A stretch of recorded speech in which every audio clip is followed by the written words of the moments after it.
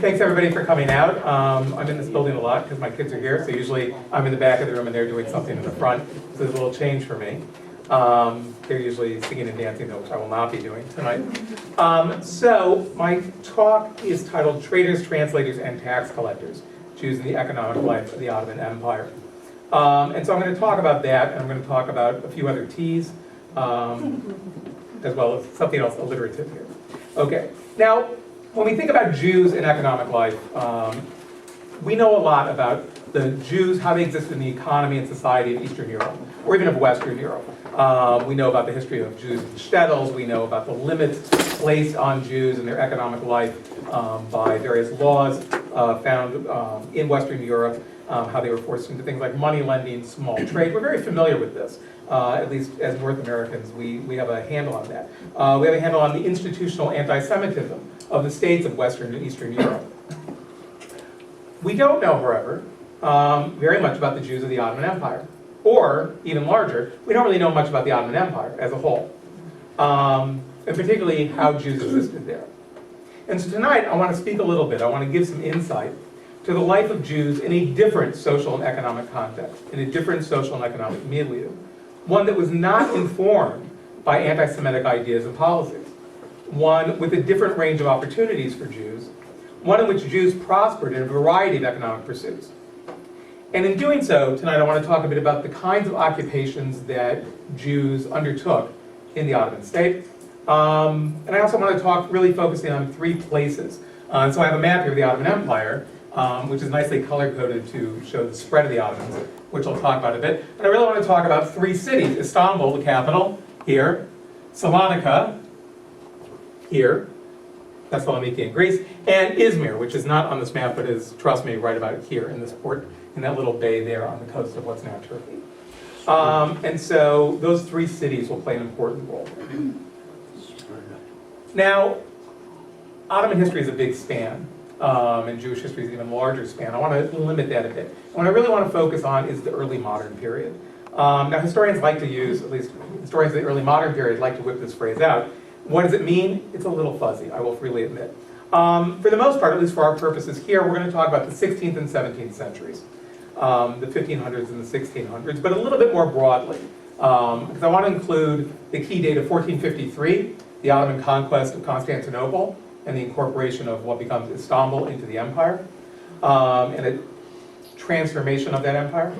And 1492, the key date not when Columbus discovers America, but not only that, but the expulsion of the Jews from Spain, the final reconquest of Spain from Muslim rule by Ferdinand and Isabella. So if we expand the early modern period to be the 16th and 17th centuries, plus a little bit over here, it covers what we're going to talk about.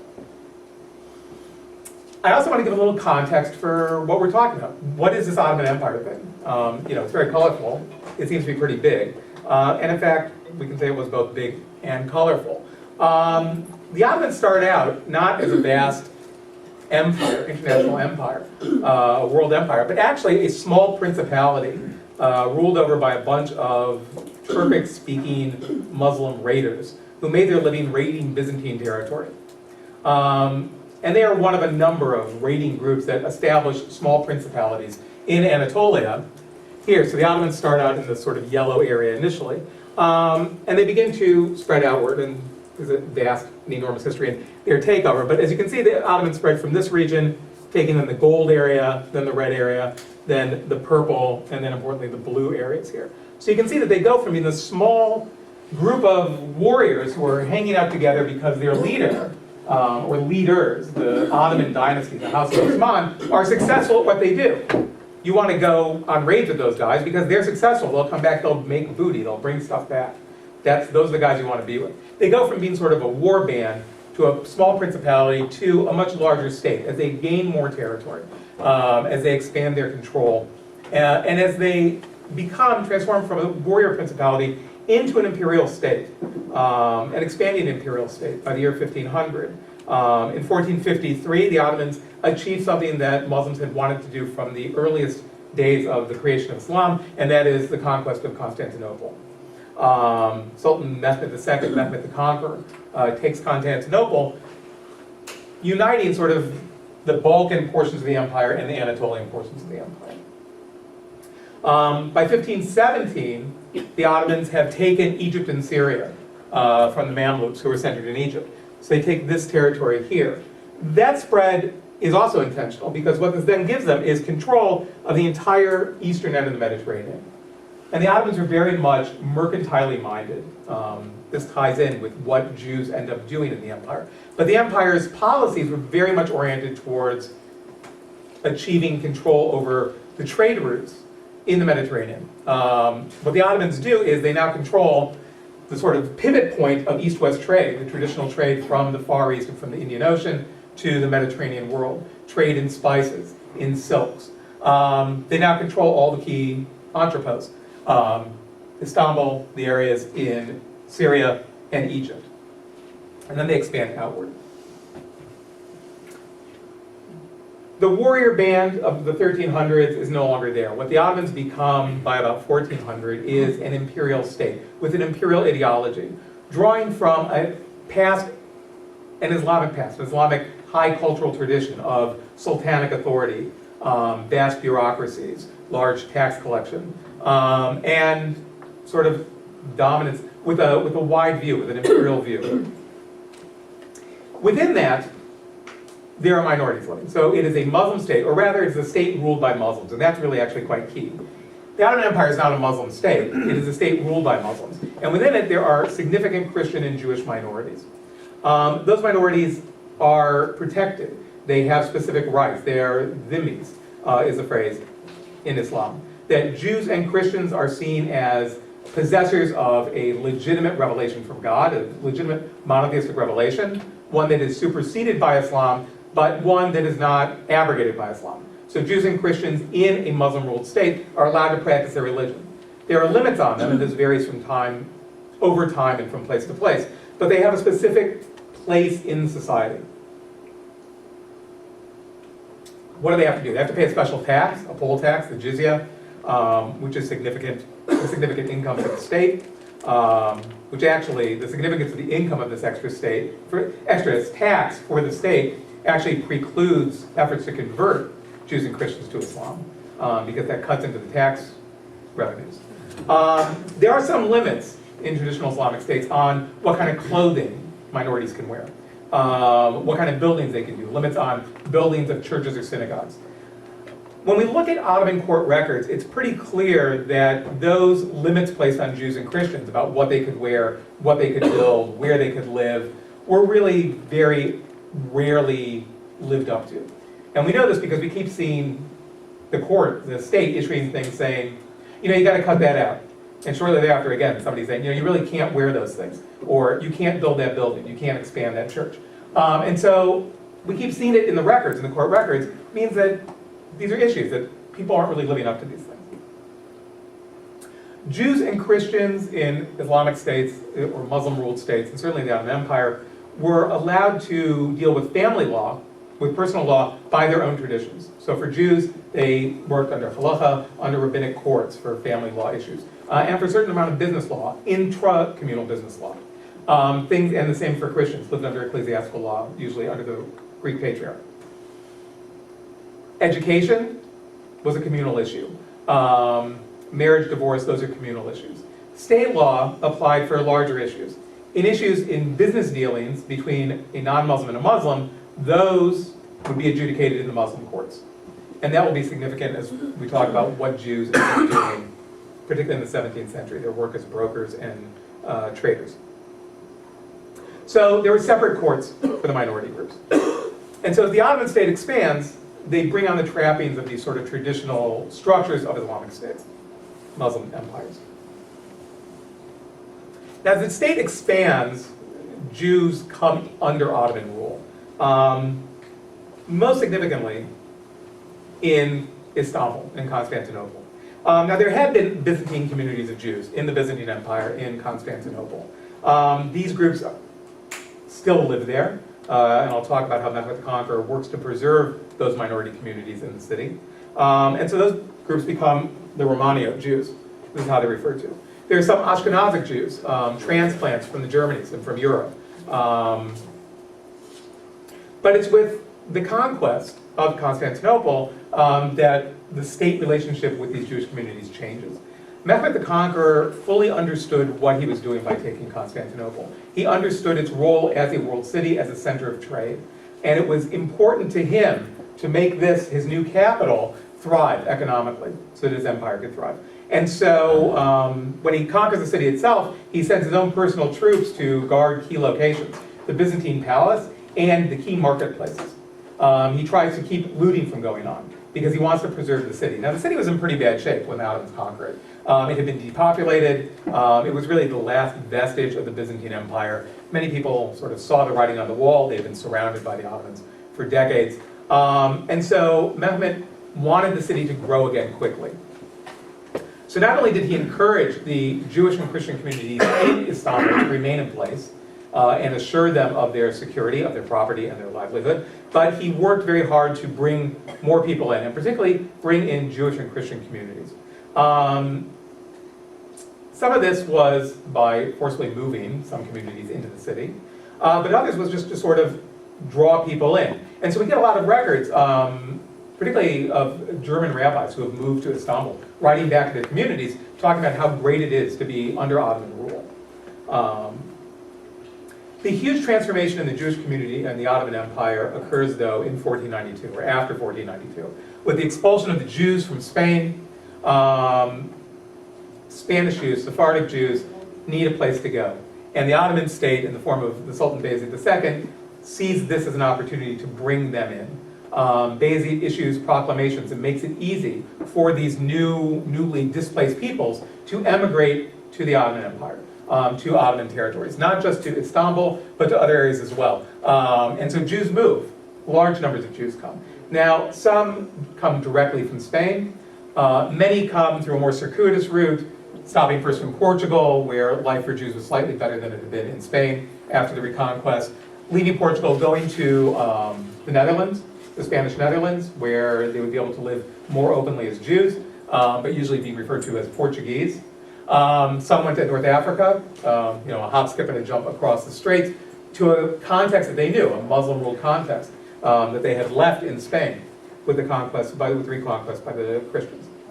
So many of these come through. Some went to Venice, but more and more filter in. Some estimates are 250,000 Jews ultimately come, expelled from Spain, either in that first generation, expellees themselves, or the next generation, come and take up residence in the Ottoman Empire.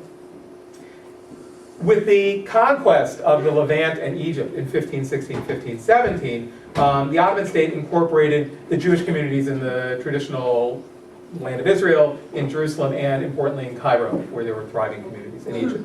And so in the 16th century, by the 16th century, the dawn of the 16th century, the Ottoman Empire contains probably the largest and most prosperous Jewish communities of anywhere in the world. How do these people become prosperous? What is it that they're doing that is making it a great place for them to live?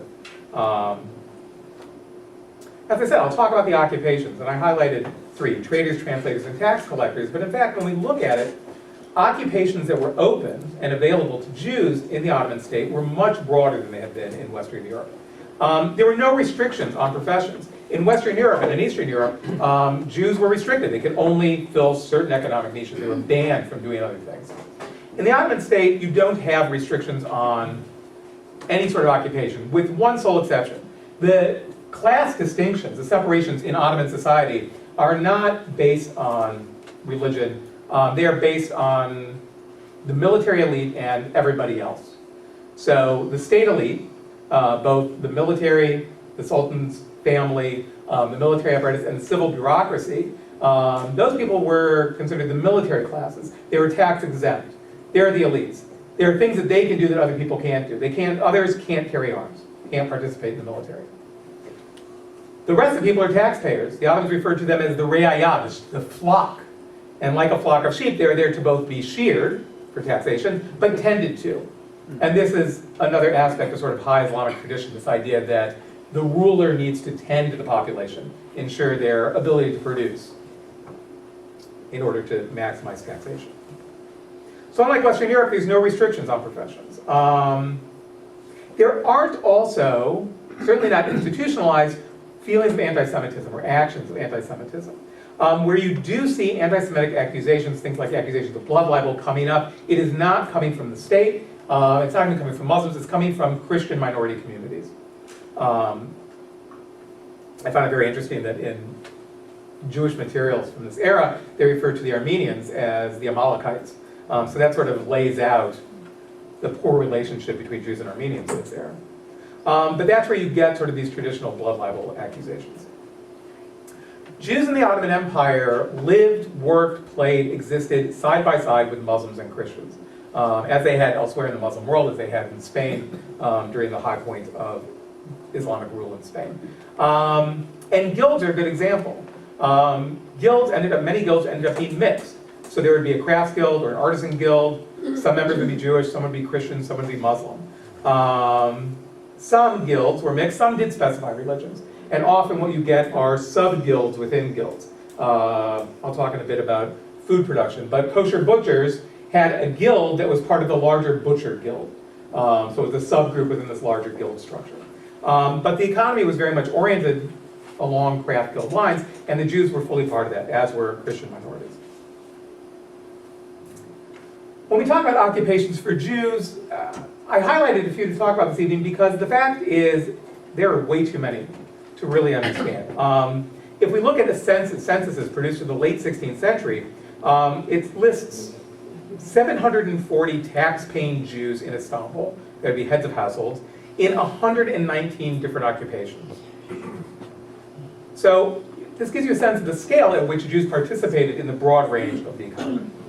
So I want to talk a little bit about what some of these categories are. What are some of the key roles that Jews filled in the economy of the early modern Ottoman Empire?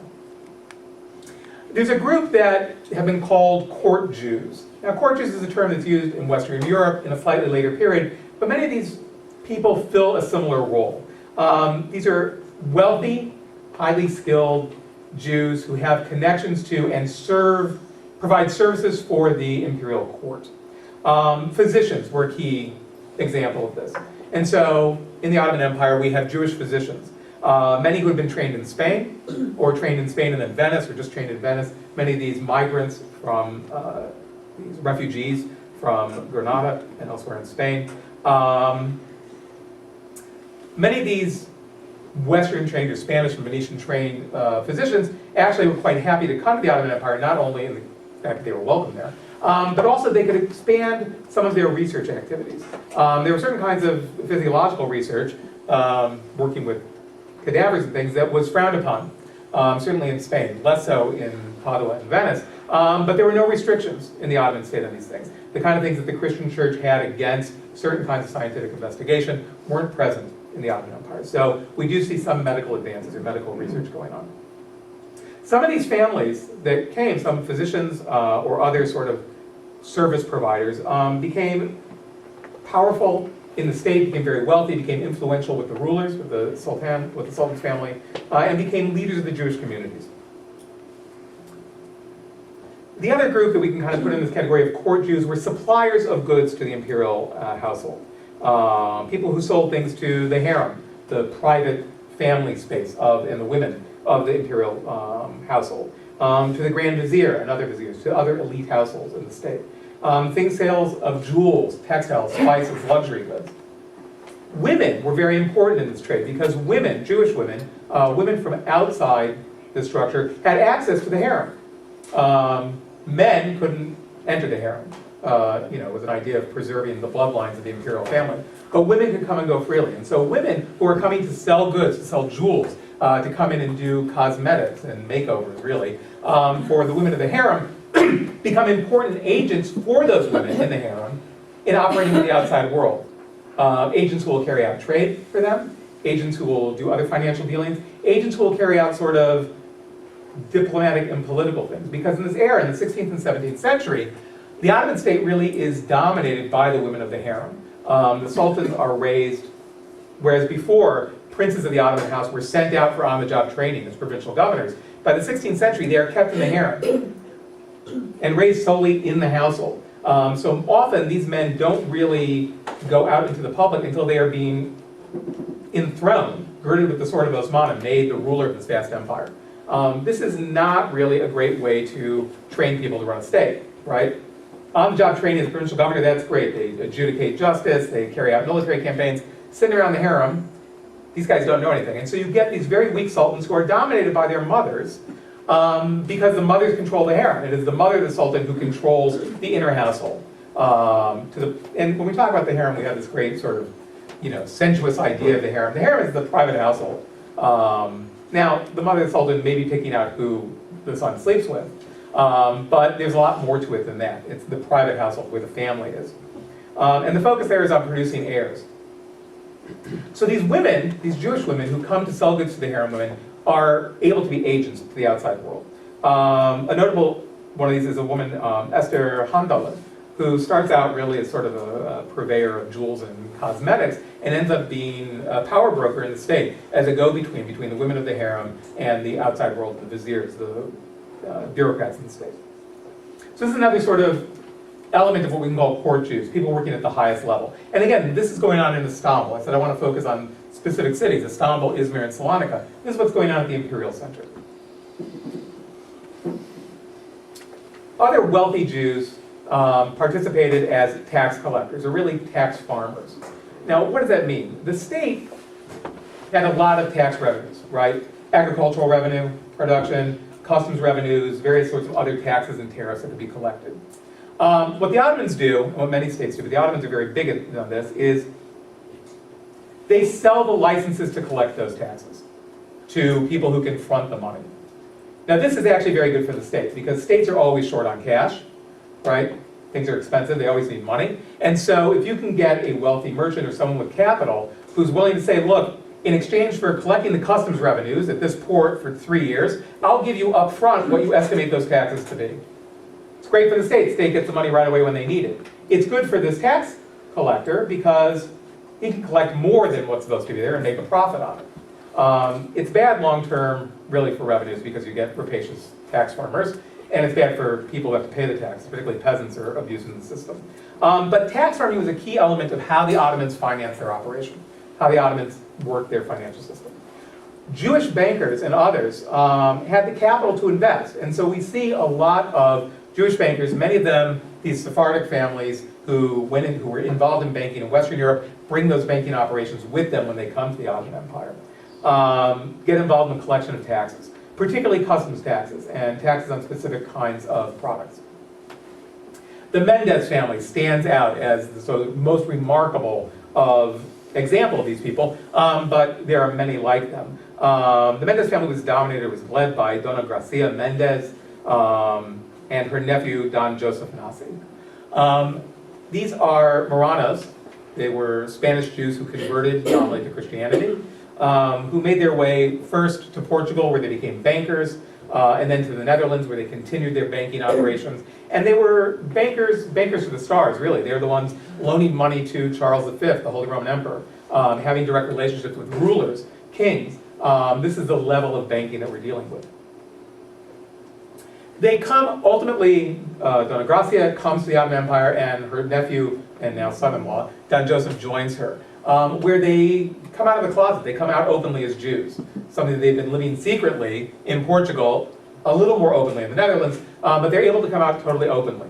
And like many other Marranos who come to the Ottoman Empire and sort of reestablish themselves as Jews, they're now able to live openly as Jews. This includes Joseph Nasi and other men going through circumcision as adults, which underscores, I guess, their commitment to living fully as Jews. The Mendes family become bankers to the state elite here. They've got these same kind of connections. They become major tax farmers and tax collectors. Joseph Nasi becomes a confidant to the young Prince Selim, who will become Sultan Selim II. In fact, Joseph Nasi is important in financing Selim's civil war against his brothers to succeed rule, to take the throne. Many of these kinds of people, these bankers, particularly these Jewish bankers, were used as diplomats because they had these contacts elsewhere. Joseph Nasi was sent to negotiate with the Dutch rebels against Spain. The Ottomans were very interested in fomenting this Dutch rebellion against Spanish rule because it struck at their enemies, Spain. If you look at the map, Ottoman interests in the Mediterranean start clashing with Spanish Habsburg interests in the Mediterranean. This becomes a dominant sort of political dynamic, and really a clash of superpowers in the early modern period.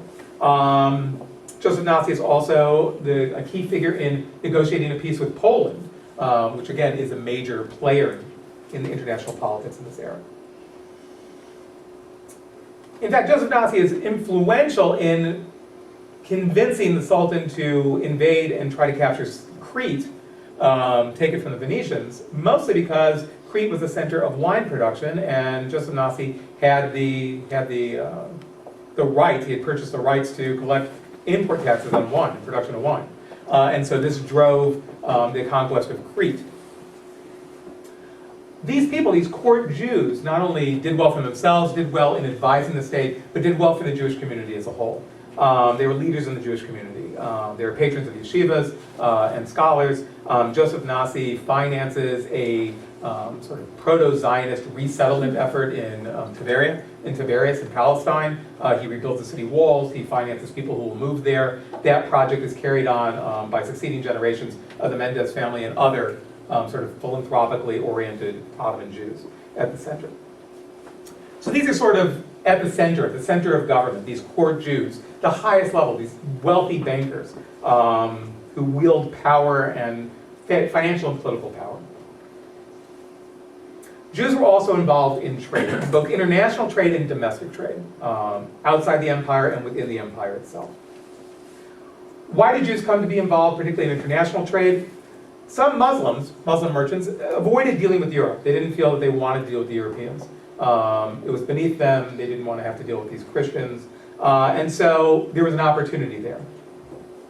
Jewish communities were also present in the key central commercial cities and key ports throughout the empire.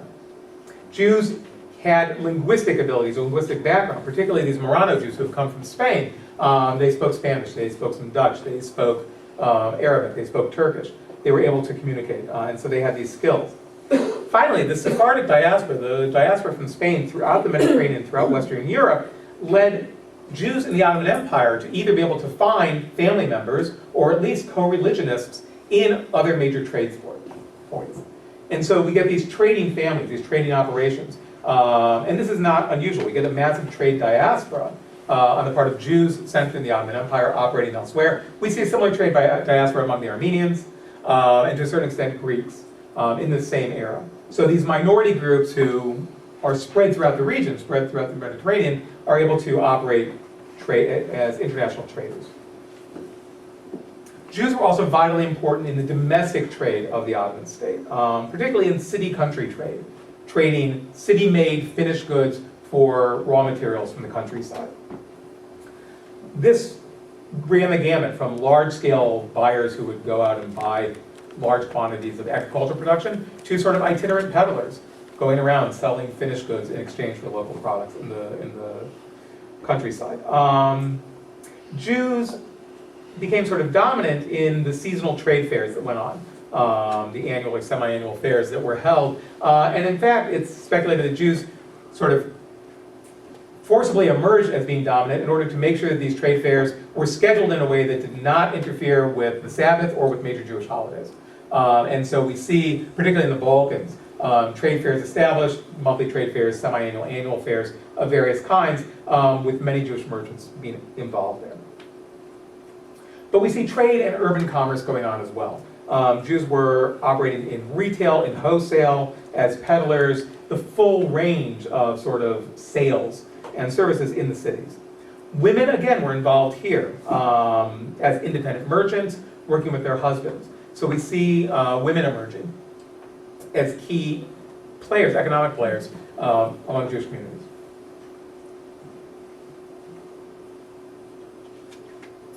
A T that I left out of the title, because it got to be too cumbersome, but one which is incredibly important is textiles. The Ottoman Empire was a center of textile production. If you look at the art of the Renaissance, or art of the early modern period, what are people wearing? They're wearing these silk robes and brocades. These are all goods coming from the East. Some are coming from further east, from China, from the Indian Ocean. Much of it starts getting produced in the Ottoman Empire itself and being traded to the West. It's somewhat ironic when you look at a painting of the Virgin Mary and the baby Jesus, and she's wearing this lovely shawl that has got Arabic inscriptions saying there's no God but God, and Muhammad is his prophet around the outside. But this underscores the exchange of goods that's going on. Textile production is important, and Jews become involved really in all stages of textile production, from buying the raw materials, the wool and the cotton, to processing, to dyeing, spinning, weaving, brocading, decorating, every aspect of this textile production. And actually, it's good to talk about it here in Lehigh Valley, where we have a large Jewish component in the textile production here. It's the same kind of thing. Why Jews? Why were Jews so deeply involved in textiles? In part because Muslims stayed away from what they saw as low social status work. This kind of weaving and dyeing, dyeing is physical, kind of dirty physical work. This was seen as low status, and so this was an open niche that Jews could move into. They also had prior experience. Even in the Byzantine period, Jews were involved in the processing and dyeing of silk. Silk mostly coming through the Byzantine Empire, silk being produced in Iran. The Sephardim, again, this important group coming from Spain, bring with them new techniques, particularly for wool production. Many of these immigrants settle in the city of Salonika in Greece, or what's now Greece, Thessaloniki, a key port city there. And Salonika becomes a major center for wool production. It's this perfect nexus of a port city with access to a hinterland where sheep are being raised in large quantities, and this influx of people who have the technical skills to produce these textiles. Salonika becomes a major center for wool production, and vitally important to the state, if for no other reason, not just the tax revenues from this, but they produced the wool that was used for the Janissary uniforms, the uniforms of the center point of the army, the Ottoman army. And the Janissaries, this key element of the military state, were deeply invested, literally with their money, in this wool production in Salonika. I'll get back to Salonika in a second. Foodstuffs were also produced. Jews are important in producing foodstuffs, initially being driven by the rules of kashrut. Kashrut leads Jews to produce foods for themselves. Meat, cheeses, dairy products. And as I said, we have Jewish guilds who are operating to do these things, often as a subcategory of the larger guilds, like the butchers. Food production often led to retail sales. And again, we see women being important here, women making food in their kitchens and selling it. And then selling it more broadly. Wine production. Wine is being produced in the Ottoman Empire, but it's not being produced by Muslims. Muslims are not supposed to be drinking wine, so it's being produced by the minority communities, Christians and Jews. It's great to read the accounts of European diplomats who come in this period. They're very concerned about access to wine. They bring supplies with them, and as they travel through, they're sending people out to make contact with the minority communities, because they have to keep, not even so much for their own consumption, but keep their own entourages happy and well liquored up. Because this is what they're used to. There's no one's drinking, no one's walking around with their bottles of water in that era. And so wine production is something that Jews are involved in, producing kosher wine, selling that wine, and it moves very quickly in urban centers in particular to operating taverns, often out of the home. And so, again, this is not something that only Jews do. The Christian minorities are also producing wine, but this becomes a key element of sort of urban Jewish economic life. So I talk about tax collectors, I talk about traders, translators, sort of the last category I really want to focus on. Translators and brokers, really, working for European merchants. With the rise of the Levant companies of the early 17th century, the British Levant Company, the French, with the introduction of sort of the Western Europeans into the Mediterranean, taking part in Mediterranean trades, coming to the Levant to get the goods that they had wanted, that they always wanted, these trade goods, and goods being produced in the Ottoman Empire, and goods coming from further east. We see a new influx of Europeans.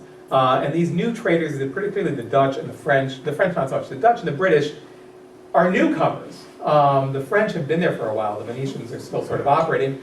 These newcomers need to find new ways to operate. The French basically have things locked down.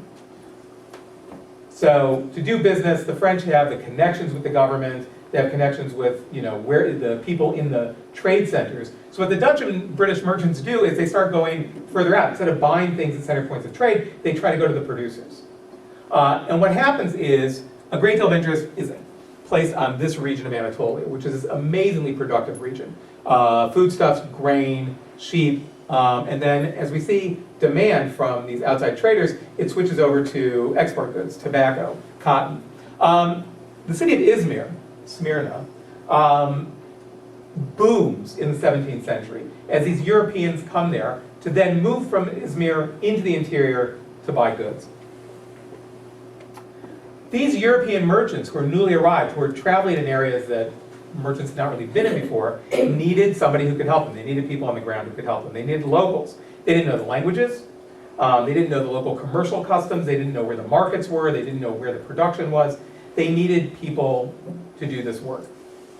Europeans settled in Izmir and in other areas in what were called Frankish areas, the areas of the Franks, the Europeans, Frankish quarters, and they were very unwilling to leave them and unwilling to engage in business directly.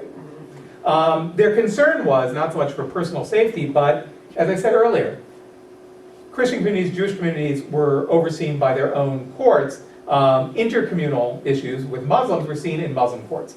The European merchants did not want to get involved in trade relationships that if they went sour were going to be adjudicated in the Ottoman Muslim courts.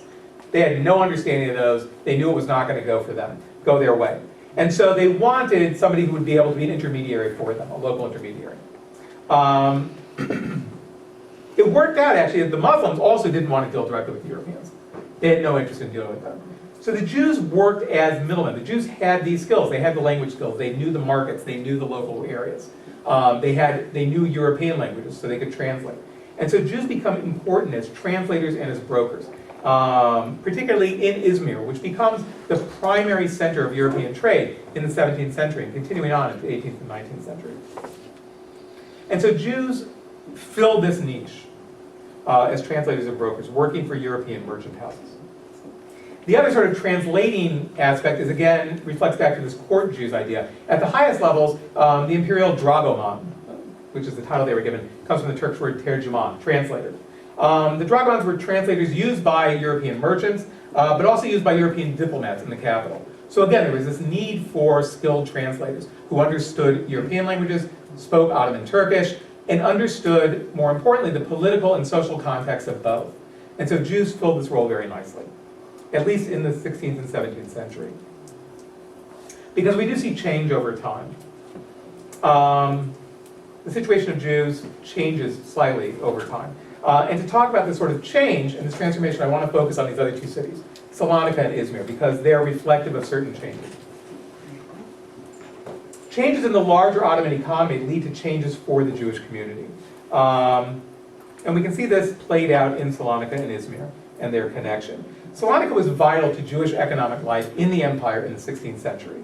As I said, it was a major port city. It was an important center of east-west trade, goods coming from the east to Salonika and then being shipped northward into Europe or being transshipped again elsewhere into the Mediterranean and other goods coming back.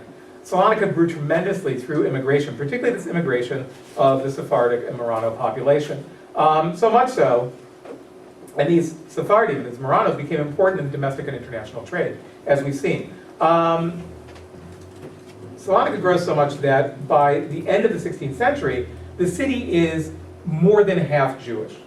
It is a Jewish majority city. And that situation remained the case really into the end of the 19th century. It only truly changes with the loss of Salonika by the Ottomans, its handover to the Greeks, and an outpouring of the Jewish community. Although Jews remained there through the war, and unfortunately many Jews, much of the Salonika Jewish population was destroyed during the Second World War.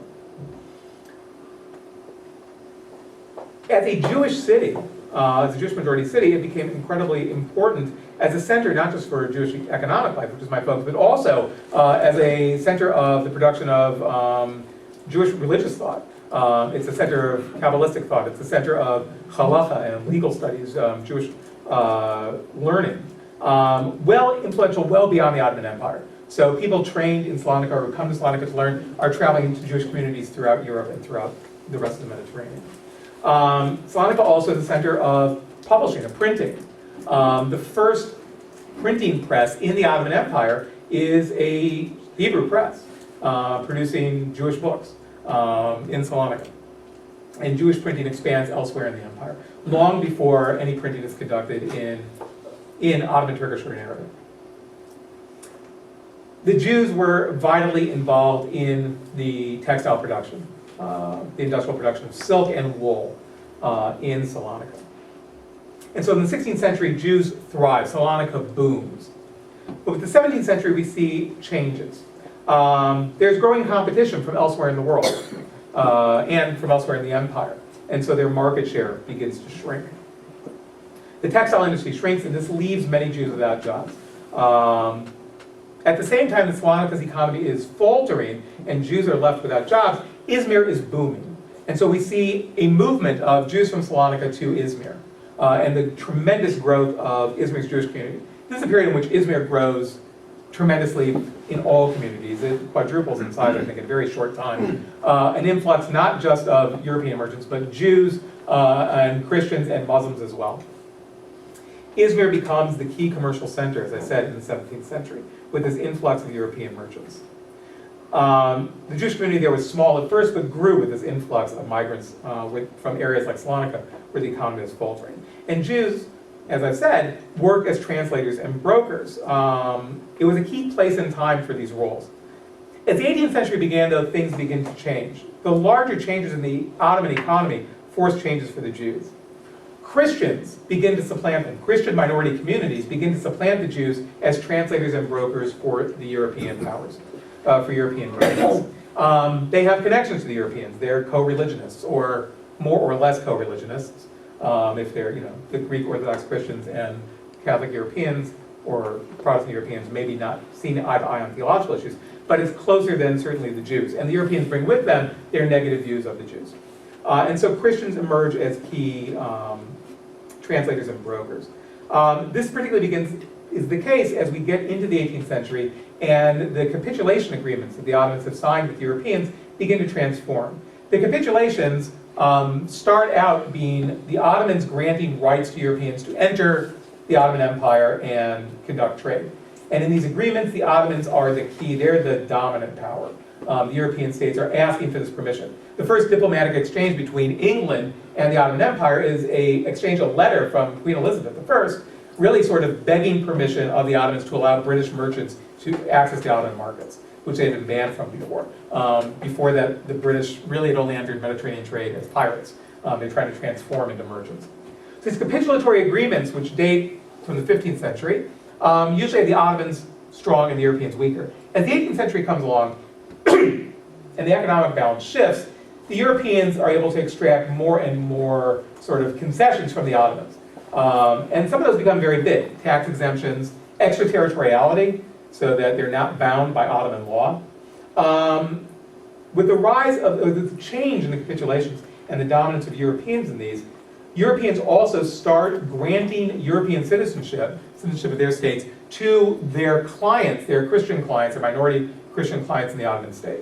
And so this is the period in which we see these close ties being made between certain European countries and certain key minority groups. The most salient one, and most obvious one, is the French sponsorship of the Maronite Christian community in Lebanon, who are close enough to French Catholic that the French like them. They become patrons. They start issuing them French citizenship. What that means is these residents of the Ottoman Empire, Ottoman citizens, or what will be citizens in the 19th century, hold citizenship from another country. They also have this extraterritoriality. This changes the economic picture.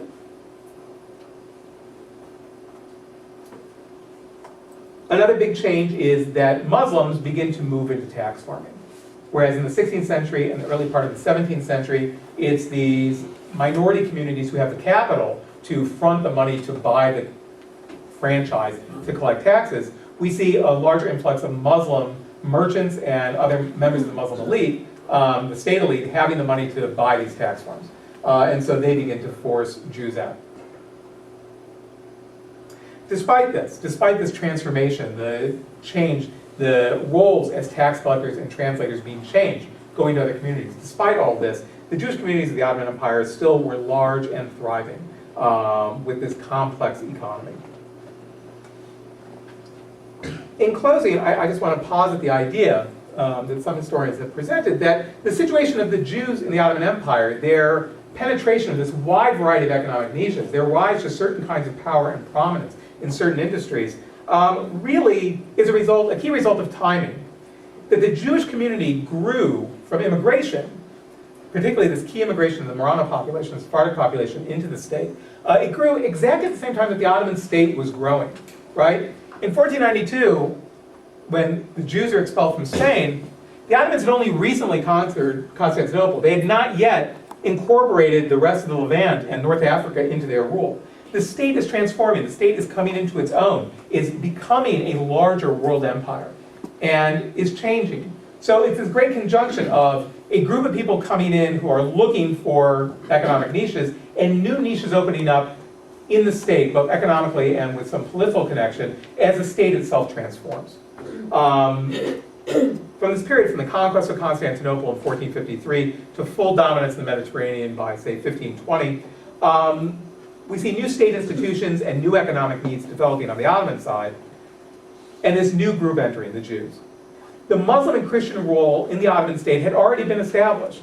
The Muslim role was very clear. There was a Muslim ruling class, there was a Muslim peasant class, there were Muslim merchants, but those roles were old. The Christian communities were also old and established.